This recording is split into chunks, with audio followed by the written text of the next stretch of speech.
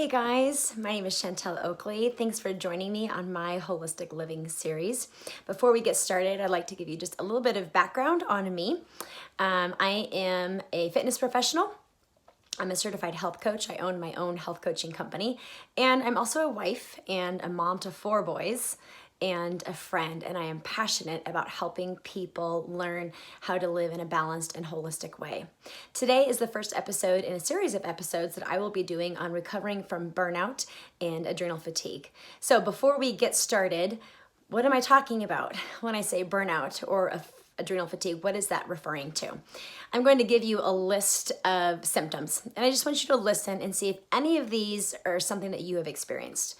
You're exhausted. I'm talking like next level exhaustion, and no matter how much sleep you get or how much rest you get, you cannot seem to recover. And oddly enough, you seem to have a hard time sleeping. Emotionally, you're spent, you're done, you're over it. You have a hard time lending compassion and empathy to others because you are so fried emotionally. Mentally, you might be experiencing some depression, some anxiety. You feel really stressed. You feel like you're in a constant pressure cooker that's about to explode. Spiritually, you're dry. You might be experiencing a crisis of self or a crisis of faith, wondering what your purpose is, feeling some lack of direction. If any of what I just described to you is something that you are experiencing, you very may well be experiencing some burnout and adrenal fatigue, which is what we're going to talk about from here on out.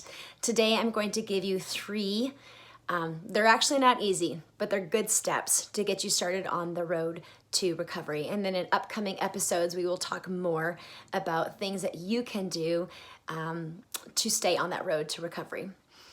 I'm passionate about this because I've experienced it. About 5 years ago, I myself burnt out, crashed, and was diagnosed with adrenal fatigue. And the way that looked was I was getting sick a lot. I was tired a lot.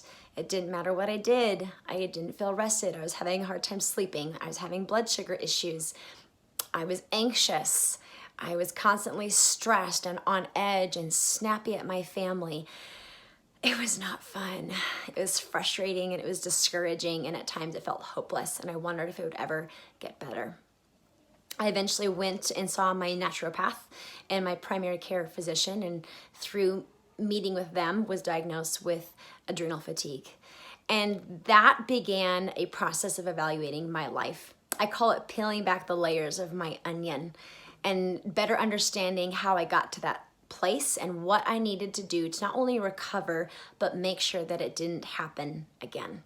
And so that's what I did. I evaluated my body, my mind, and my spirit. I am an intense person. I was an athlete growing up and into college, and so I've always been active and exercised, but if anything, my exercise and my workouts were maybe too intense. And so I had to evaluate that. Am I actually hurting myself? Am I working too hard? I was diligent about sleep. I had to stop most days in the middle of the day and lay down and take a nap, which is very humbling for me because that's not what I'm used to doing. I was used to pushing. I had to evaluate my mental health.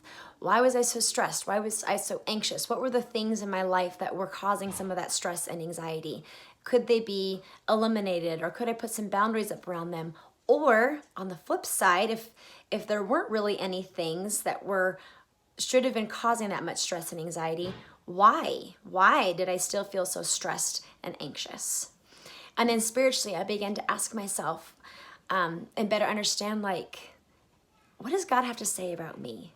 What does he have intended for me? How did he make me? What are the plans that he has for me? And so I would like you to imagine that your whole person, so your body, mind, and spirit, it's like a bank, okay?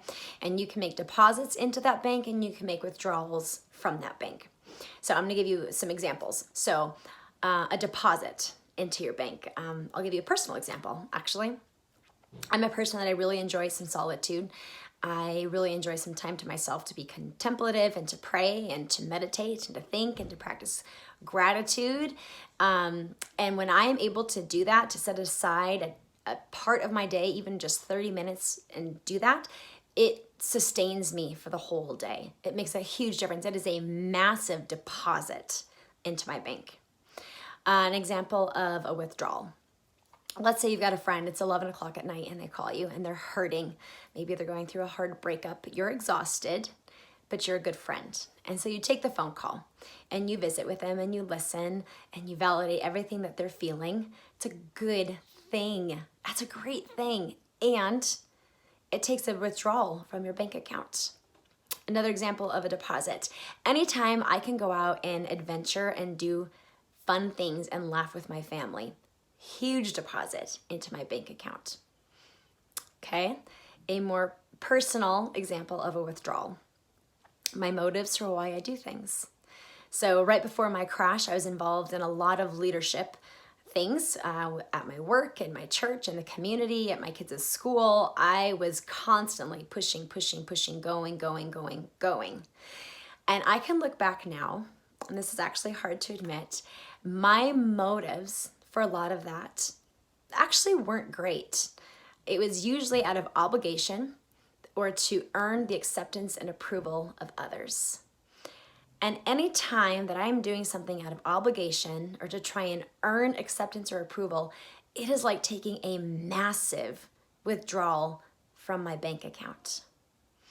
And so what I want you to understand is that over time, if you are making withdrawals and you are either not making enough consistent deposits or big enough deposits to counteract those withdrawals, you overdraft on your account. And that is when you crash, and that is when you experience burnout, and that is what happened to me.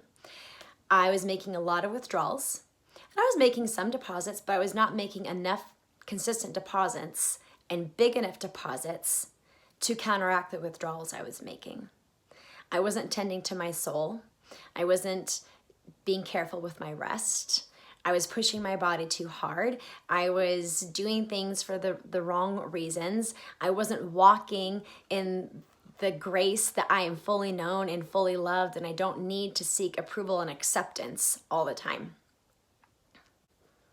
And so, as you're listening to me, maybe some of those symptoms that I listed earlier, maybe that's you. Maybe you're experiencing all of that. Maybe you're experiencing some of it. Maybe you're not there at all, but there's a little voice in the back of your head that's alerting you that you are headed in that direction. I want to tell you that be encouraged and have hope, because while this is not a fun thing to go through and it is not easy, it actually is good, because what it does is you come out of it stronger, and you will come out of it more resilient, and you will come out of it laser focused on what your purpose is, and you will be used to be helpful and impact others. So I would like to leave you with these 3 things that you can do to get started on the road to recovery from burnout and adrenal fatigue. But I need to preface it with this. This is not easy, and it's not about results. It is about the process. It is about the journey, and it is about integrating and learning to accept yourself with all of your strengths and all of your weaknesses. So I would like you to ask yourself, how am I doing physically? How are my energy levels? Are you exhausted? How are you sleeping at night? How much rest are you getting? How is your nutrition? Are you fueling your body physically? The second question I would like you to ask yourself, the second area that I would like you to evaluate is, how is your mental health? Are you feeling depressed? Are you feeling stressed? Are you feeling anxious? Are you feeling on edge? Are you feeling like you're in a pressure cooker that is about to explode? And if so, why? The third area that I would like you to evaluate is your emotional and spiritual needs. Are they being met? What are your motives for doing things? Do you feel like you belong? Do you feel accepted? Do you understand how much you matter and how much you count, and that this world is better because you're in it? As I leave you today, I'd like you to leave with these final thoughts. This is not an easy process. It's not an easy journey. I said that. I don't mean to keep saying that to discourage you. I'm just trying to give you a realistic picture. Here's the thing. It's like the turning of a cruise ship. A cruise ship can be turned, it can be done, but it is not easy and it takes time. And so if you are willing to give yourself some time to receive some grace, to do some hard work, to have some vulnerability, to show some courage, to be honest about your weaknesses, to peel back the layers of that onion, I promise you, you will grow. You will experience a transformation. You will come out of it stronger. You will be more resilient. It's going to take a risk, the risk of hoping.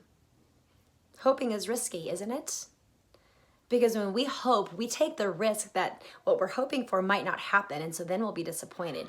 And so you're going to have to take the risk of hope.